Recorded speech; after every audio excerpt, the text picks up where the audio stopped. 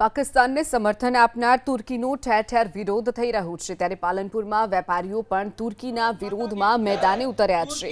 પાલનપુરના marble and granite એસોસિએશને તુર્કીના ગ્રેનાઇટની ખરીદી અને વેચાણનો બહિષ્કાર કરવાનો નિર્ણય લીધો। પાલનપુરનું માર્બલ એન્ડ ગ્રેનાઇટ એસોસિએશન ઉત્તર ગુજરાતનું સૌથી મોટું માર્બલ ગ્રેનાઇટ એસોસિએશન છે। તુર્કીથી ગ્રેનાઇટ અને માર્બલની ખરીદી અને વેચાણ ન કરવાનો તેમણે નિર્ણય કર્યો છે। સાથે જ સ્થાનિકોને અપીલ કરી છે કે તેઓ સ્વદેશી માર્બલ અને ગ્રેનાઇટની ખરીદી કરે।